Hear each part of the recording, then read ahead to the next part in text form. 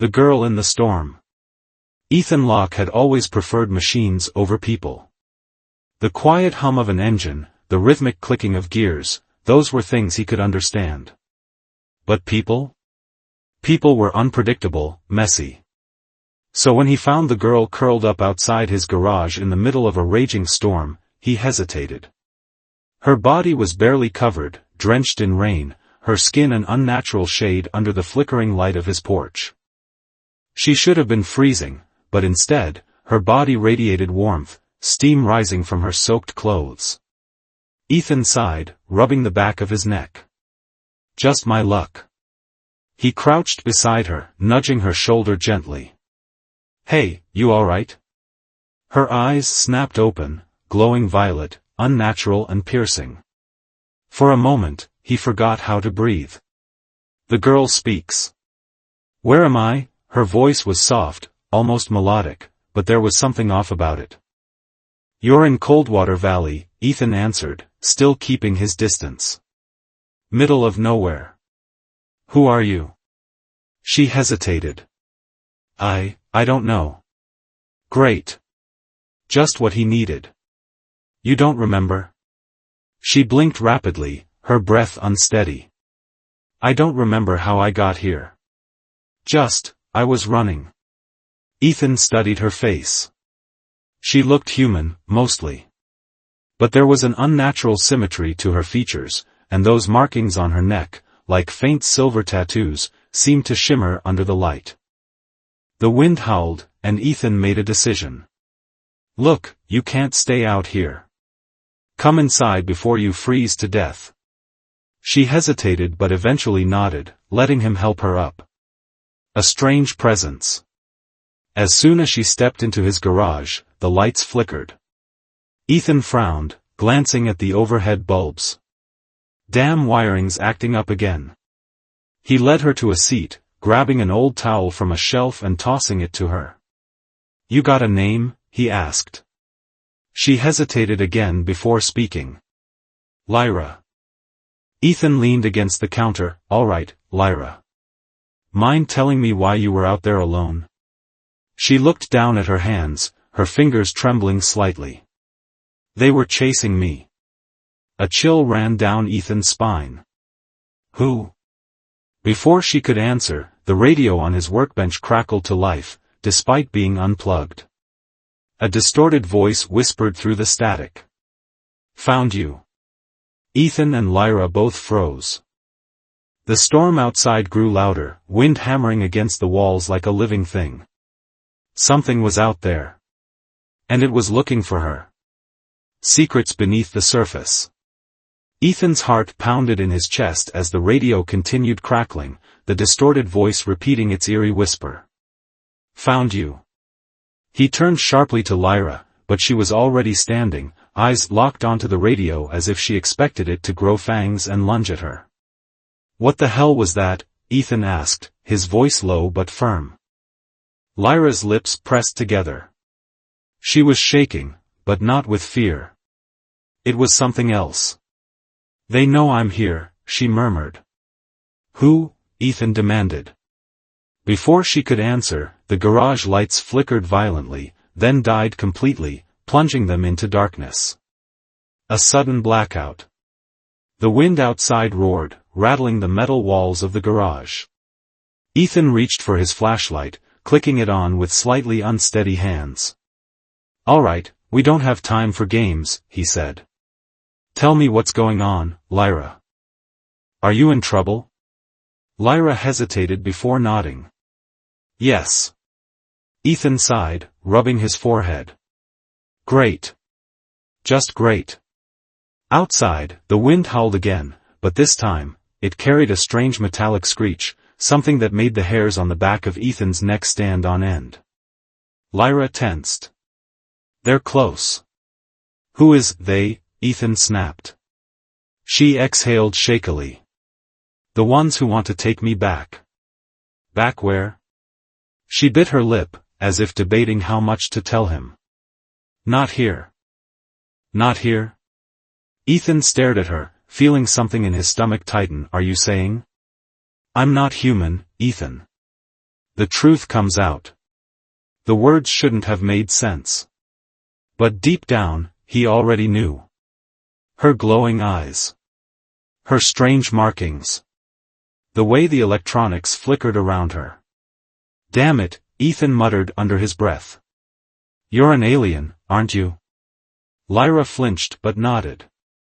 So, what, you just dropped out of the sky?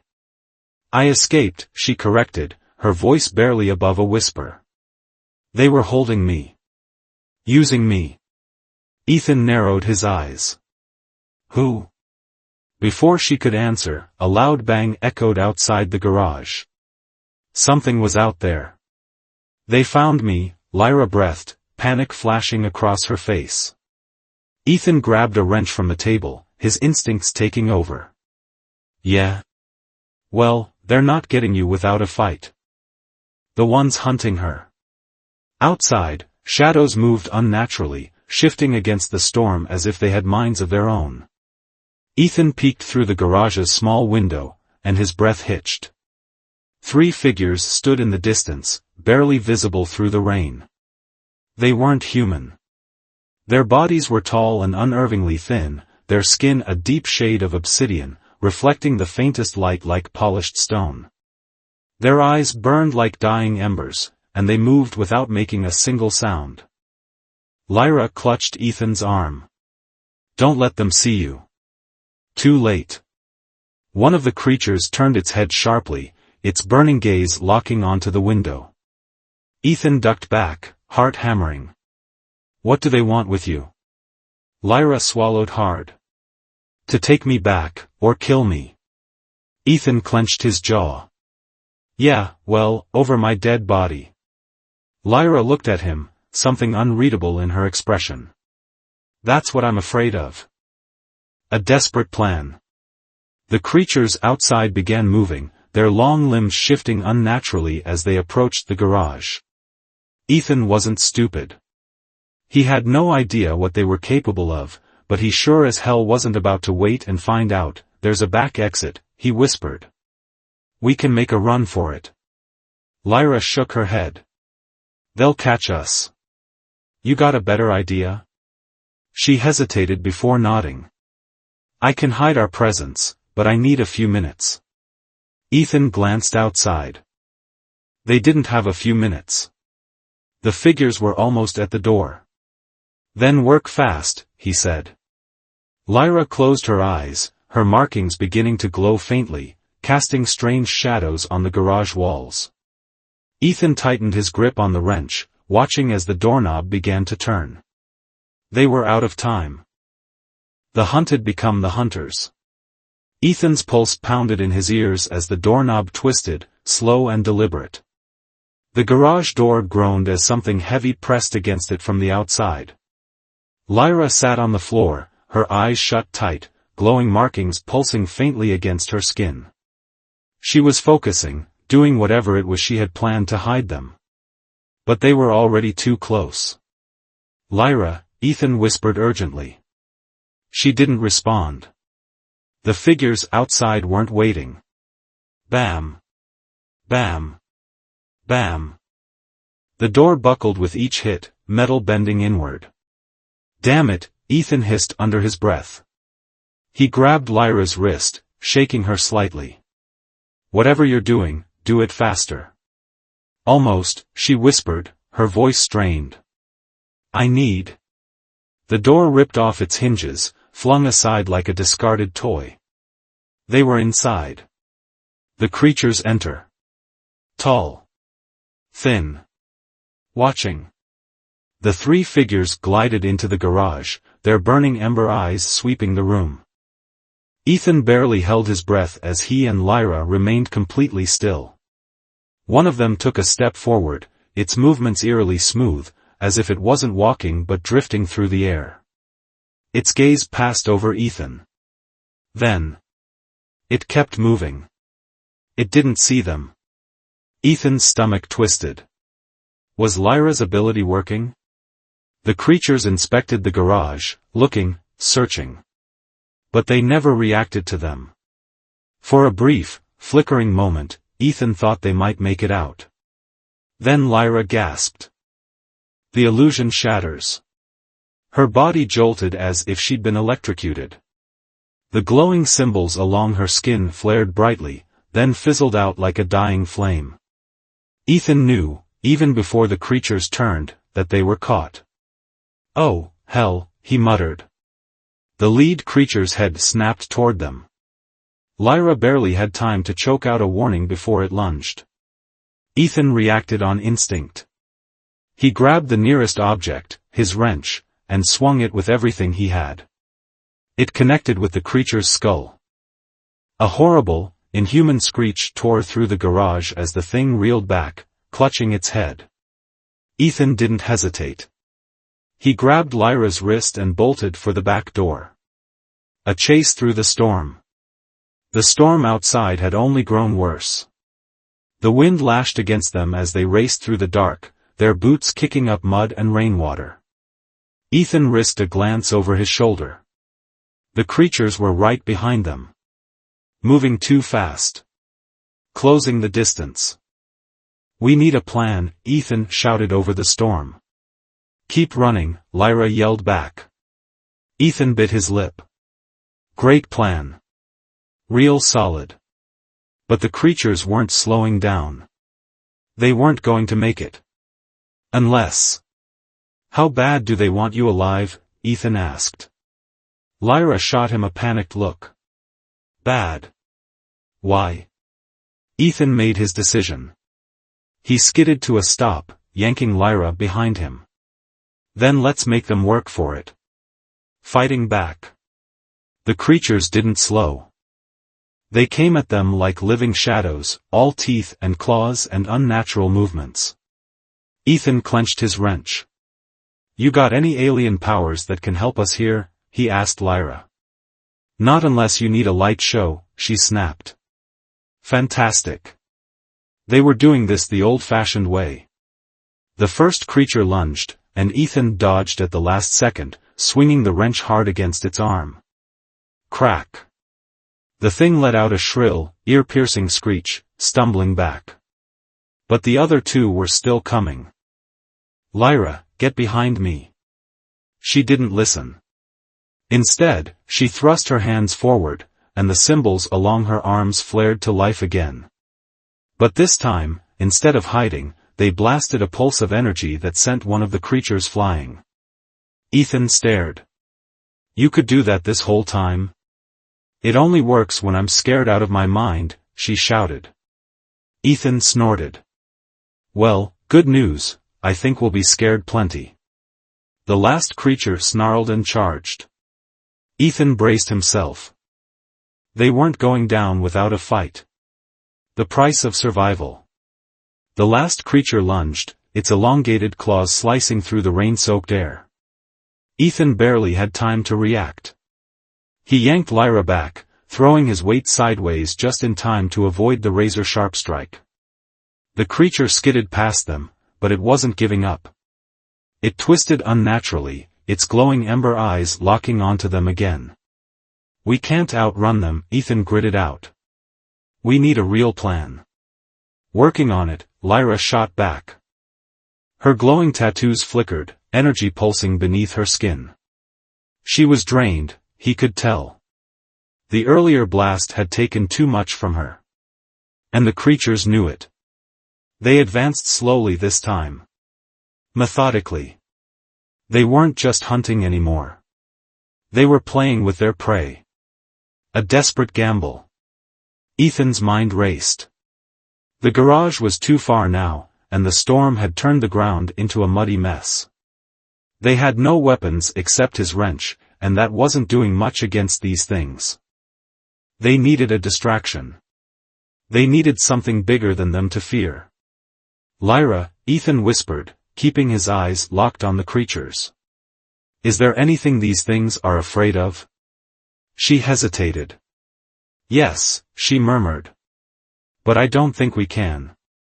"I don't need to hear what we can't do," Ethan interrupted. "Just tell me." She swallowed hard. "They fear the behemoth." Ethan frowned. "The what now?" "The behemoth," Lyra repeated, barely above a whisper. It's a force. A presence. Something beyond their understanding. It's why they hunt in the shadows, why they don't make noise when they move. Ethan's stomach clenched. That meant there was something even worse than these things. Can you make them think it's here? He asked. Lyra hesitated again. Maybe. Then do it. Summoning a phantom. Lyra's hands trembled as she lifted them. Her tattoos pulsed weakly, flickering like a dying candle. This isn't real magic, she muttered. It's a trick. An illusion. It won't hold long. Ethan gripped his wrench tighter. It just needs to be long enough. The creatures inched forward, sensing the last embers of Lyra's energy burning out. They could feel it, her exhaustion, her desperation. They weren't afraid. Not yet. Then Lyra spoke. Not in English. Not in any language Ethan had ever heard. Her voice was a whisper at first, but it grew, wrapping around them, filling the air with something ancient and unnatural. The storm seemed to hush. The wind stilled. Even the creatures froze, their ember eyes narrowing. Then, a deep, guttural growl rumbled through the night. Ethan felt it in his bones. Low. Predatory. Massive. It was coming from everywhere. The creatures stiffened. For the first time, they looked afraid. The hunters turned to prey. One of the creatures hissed something in its own tongue. They backed away. One step. Then two. Lyra's voice grew stronger. The growl in the distance grew louder. The illusion was working. Ethan didn't dare move. He barely breathed. One of the creatures snapped its head toward the others, then back at them, like it was debating whether to attack or flee. The growl turned into a roar. Thunderous. Monstrous. Unnatural. Branches snapped in the darkness. Something big was moving. That was enough. The creatures bolted. They didn't just run. They vanished. 1 second they were there, the next, they were gone. Ethan let out a breath he didn't realize he'd been holding. Holy shit, he whispered. Lyra staggered, nearly collapsing. Ethan caught her before she could hit the ground. Did we just? He started. They'll come back, Lyra croaked. Once they realize it was a trick. Ethan swallowed. Then we need to be gone before they do. Nowhere left to run. The storm still raged around them, but the threat was gone. For now. Ethan pulled Lyra to her feet, letting her lean against him. Where do we go? He asked. She blinked up at him, exhausted but determined. I know a place, she murmured.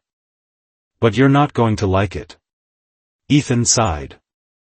I already don't like anything about tonight, so hit me. She took a deep breath. We have to go to the ruins. Ethan froze. The ruins? Nobody went there. Nobody survived there. Yeah, he muttered. Definitely not gonna like that. But they had no choice. They were running out of time. The final refuge. Ethan clenched his jaw as he helped Lyra through the tangled undergrowth. The ruins loomed ahead, barely visible through the thick curtain of rain. Even in the dim moonlight, the massive stone structures felt unnatural, jagged and broken, yet somehow still humming with an eerie energy. This is the place, Ethan muttered. Lyra nodded weakly. It's our only chance.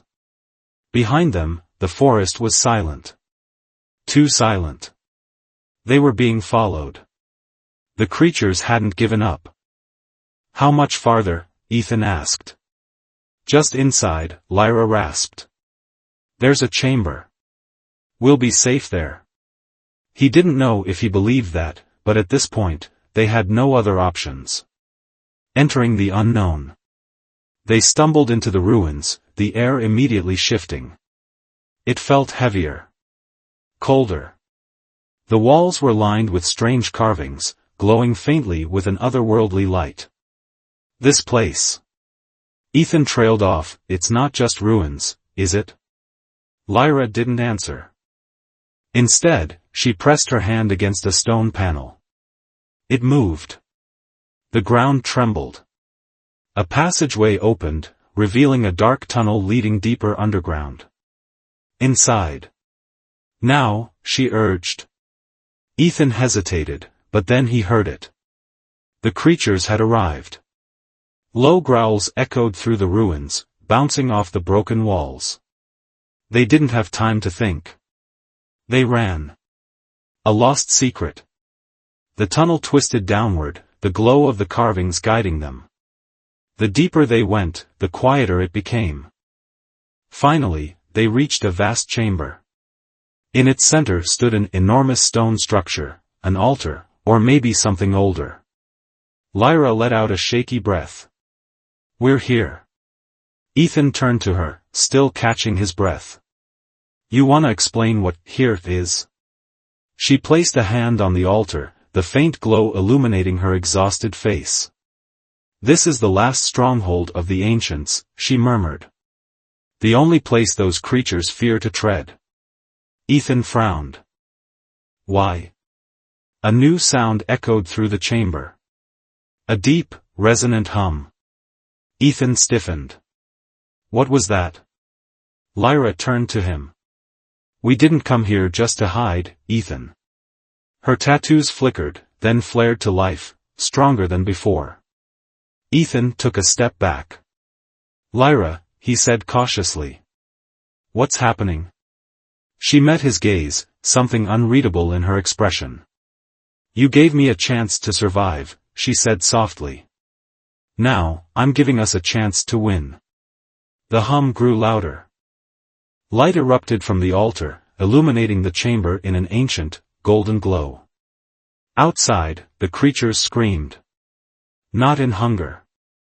Not in anger. But in terror. They had come hunting. But now, they were the ones who would run. And Ethan finally understood. This wasn't just a refuge. This was a weapon.